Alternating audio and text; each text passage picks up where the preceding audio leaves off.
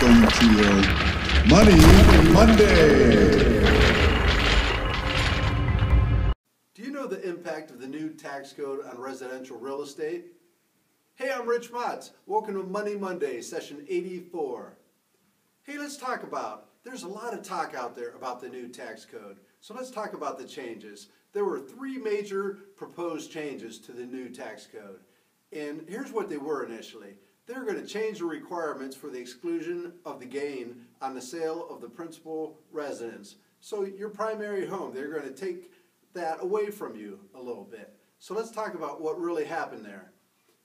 They're going to reduce the limit of mortgage interest deduction. So we're going to talk about that. And thirdly, they're talking about eliminating the state and local tax deduction, which includes property taxes. So this would affect real estate quite a bit. So it was kind of scary there for a while. So let's talk about number one, the exclusion of gain on sale of a principal residence, okay? So what happened there is the original proposal was saying they wanted the homeowner to live there at least 5 out of 8 years to claim the exemption. So that's what they proposed. So under the former tax, you only had to live there 2 out of 5 years. So what really happened to this? Actually, the new tax code, it stayed the same. There's no change. All you have to do is live there 2 out of the last 5 years, and you can actually get the deduction currently on the full equity that you get on your home. So it was not bad. So the impact on the market is none. So the second thing, mortgage interest deduction.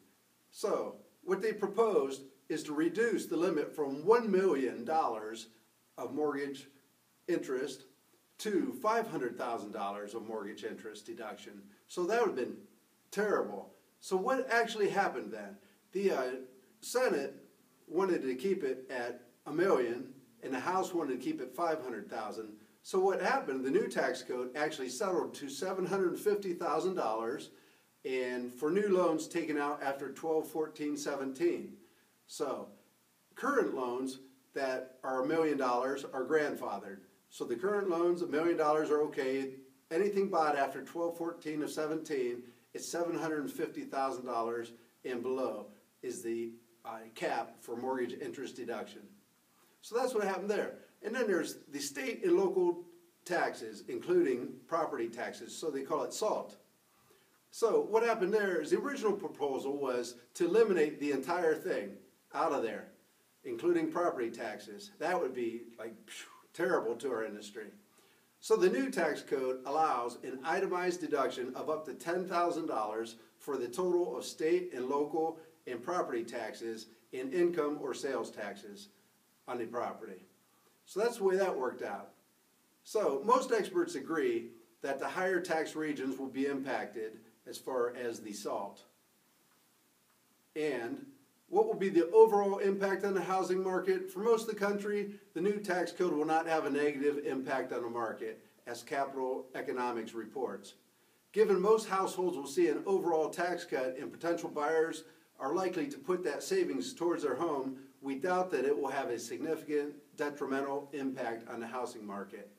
There's also no doubt that some higher priced, higher tax regions will be affected than others. However, most experts say and agree that the other portions of the tax code will favor the high-end buyer and seller, and it's going to save them money, so it's going to kind of negate that and mitigate many concerns so that the higher priced people will still continue to move forward with everything with no big bumps in the road.